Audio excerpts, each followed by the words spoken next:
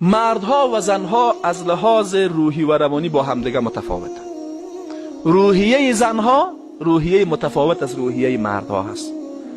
خصوصیات زنها متفاوت از خصوصیات مردها هست. دقت کنید، مثلا غالبا مردها نوعی، اگه این تعبیر ما خطا نبوده باشه، جدیترن از لحاظ روحی، میشه برش بگیم پرخاشگرترن به نسبت زنها که زنها چی هن؟ نرمترن. دقت کردین؟ آرامترن. البته استثناءاتی وجود داره، ما اصل ذکر میکنیم. خب همیشه بعضی ها پیششون اما اصل و قاعده خطا میخوره، تو نیست، اصل مطرح هست. خب بعضی از زنها مثلا ممکن خیلی پرخاشتر از مردها باشن و بعضی از مردها مثلا ممکن خیلی زنانه تر از زنها بوده باشن. اینا قاعده نمیتونه بوده باشه. خب عالی، تفاوت هم از لحاظ عقلی و هم از لحاظ عاطفی، از لحاظ روحی و روانی هم هست، از لحاظ عقلی و عاطفی هم هست. و وقتی انسان امین نقطه را درک کنه، بعد حدیث رسول الله صلی الله علیه و سلم خوبتر درک میکنه که گاهی وقتا ایده از مردم تصور میکنن که ببینن پیامبر چطور زن ستیز نبوده، گفته که زنها هم بی عقلن هم بی دین. اما حدیث رسول الله صلی الله علیه و سلم که بخاری روایتش کرده که میگه ناقصات الدین و العقل، زنان ناقص الدین و ناقص. معنای این گپ چیست؟ خیلی ها وقتی نمیتونه این قضیه را بفهمه، میخواد سر حدیث اعتراض بکنه و حتی جاهلانه تصور میکنه که ما بسیار چیزا فهمیدیم. ها راست میگن، شما آمدین بخاری دفاع میکنین، ببینین ده بخاری چی پای وجود داره، ناقصات العقل و دین یک نمونهش. این بی عقل تصور میکنه که اینمی حدیثه که رد بکنه این خیلی خوب است. چی میشه؟ اینا ما یک آدم به اصطلاح خوب از طرفدارای خوب فمینیستا میشم دیگه. یک چیزی را که در اسلام نباید میبوده که آله هست ما دور کردیم، یک افتخارم به اسلام بخشیدیم، در حالی که وجودی حدیث خودش در حقیقت نکات بسیار بزرگی را برای انسان بیان میکنه در مورد اندیشه اسلامی. او چیست؟ الله تبارک و تعالی بر زن و مرد، برای هر دو هم عقلانیت داده هم عاطفه داده، چون نیاز زندگی مرد و زن برای هر دوش نیاز داره. هم زن به عقل و عاطفه نیاز داره و هم مرد به عقل و عاطفه نیاز داره. اما مسئولیت های شرعی یک مرد به گونه است که عقلانیتش به نسبت عاطفیش باید بیشتر باشه و به همین خاطر مردها به نسبت زنها عقلانی ترند. این گپ هرگز به معنای اهانت به زن نیست و برعکس زنها خوب عقل دارن. تو کسی فکر میکنه که زنها بی عقلن، این طور مفهومی از این حدیث گرفتن مردود است، بلکه زنها هم عقل دارن هم عاطفه دارن. خو عاطفه زنها به نسبت عقلانیتشان غالب است.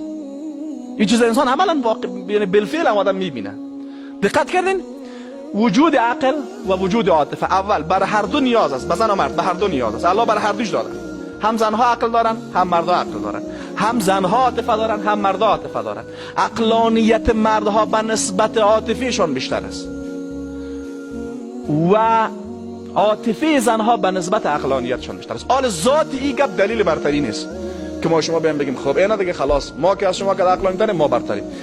این دلیل برتری نیست. این دلیل برتریت کاملا چیز متفاوت است و به عین ترتیب زنها هم نمیتونن بیان ادعای برتری بکنن که خب چون عاطفه یک چیز مطلوب است. خب عاطفه یک چیز زشت نیست، یک چیز نیکو است. بیان زنها بگن خب عاطفه چیز بسیار ارزشمند است، ما شما که بیشتر داریم ما شما برتره.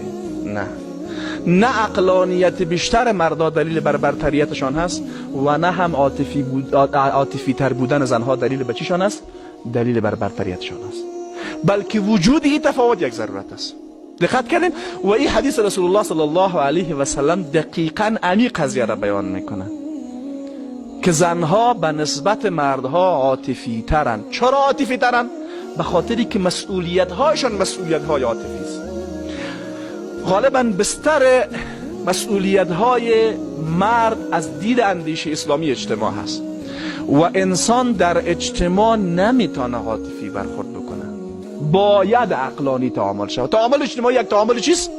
یک تعامل عقلانی است. دقت کردین؟ اما بیشترین حوزه مسئولیت های زنها از دید اندیشه اسلامی کجا هست؟ خانواده. و خانواده یک بستری است که نیاز به عقلانیت داره، اما اساس روابط بر مبنای عاطفه استوار است و زن باید همینطور عاطفه داشته باشه. اگر زنها عاطفه بیشتر نمی داشتن، مسئولیت هایی که الله متعال برشان سپرده بود اونها را ادا کردن نمیتونستن، این سرشان ظلم بود. به عنوان مثال یک مثال همیشه ذکر میکنیم، این بسیار واضح است برای فهم مطلب. شما ببینید مسئولیت پرورش زن با مسئولیت پرورش طفل به عهده چیست؟ به عهده زنها هست. این یک مسئولیت عاطفی است و کسی میتونه این مسئولیت را خوب ادا بکنه که عاطفی تر باشه به نسبت عقلانی تر. به عنوان مثال یک طفل نصف شب میخیزه گریه میکنه، حالا تو اینمی طفل را باید آرام بکنی، این نیاز زندگی بشر است، اگه تو را پرورش بدی زندگی بشر قطع میشه. چی چیزی میتونه تو را کمک بکنه به این که عاطفیت به اندازه از عقلانیتت هم کده بالاتر بوده باشه. چون نمیتونی تو اینمی معضله را از لحاظ عقلی حل بکنی. مثلا طفل 1 ساله 2 ساله شب گریه میکنه، تو را بشونی میشی بچه شروع کنی برش فلسفه را، تو در وقت باید گریه نکنی، نصف شب است، مرا از خواب بیدار میکنی، 5 دانه کتاب فلسفه را برش بخونی، تو طفل چی میکنه؟ گریه کنه. آره اینجا اینمی عقلانیتی که تو داری چی به دردت میخوره؟ برعکس از لحاظ عقلی نه، وقتی شما برای یک نفر استدلال بکنین نفهمه، اعصابت خراب بشه دیگه. تو میخوای پرخاش بکنی، نه نمیشه. چی باید بکنی؟ تو چی باید بکنی؟ باید عاطفه داشته باشی که با وجود از اینکه اینمی طفل در نصف شب خسته یک کار ظاهرا از لحاظ عقلی کار غلطی کرده، تو بر مبنای کمال عاطفه زنانه‌ای و مادر بودن تو را در آغوشت بگیری و با کمال عاطفه او را آرام بکنی. استدلال عقلی اینجا جایی نداره دیگه. حالا اگر همین تفاوت نمی بود چی؟ اگر همین تفاوت نمی بود چی میشد؟ یک نفر بگه خوب تفاوت نمی بود. دقت کردین مرد نمیتونه اینمی مسئولیت خود خوب ادا بکنه. نه یک دفعه یک دو سه دفعه چیخ بزنه خواهد دیگه بخیر لغتیش باره بانه ما چی میکنی این وقت؟ اگه زن هم میکنه میگه یک دفعه یک بار بذار که لغت دو طرف خود نه زن هم دو طرف. خب زندگی بشر چی میشد؟ به هم میخورد. و میخواد غالبا مردان دیده باشه نه ولو اتفاق خیلی دوست هم داشته باشه نصف شب ناراحتی بکنه زور آدم میته. من محمد خیلی دوست دارم، بسیار دوستش دارم، اما گاهی وقتا بعض شب خوب خوابم خستم میشم که میچینگیش میرسه سرم بد میخوره. اما با مادرش اگر 100 بارم ناراحتی بکنه 1 بار سرش اعصاب خرابی هم نمیکنه. اما تو باید باشه اگر ایتو نمی بود، اگر الله متعال عاطفی بیشتر را بر زنها نمیداد با وجودی که این مسئولیت عاطفی را دارن در حقشان ظلم کرده بود. دقت کردین؟ پس این تفاوت بر مبنای عدالت است.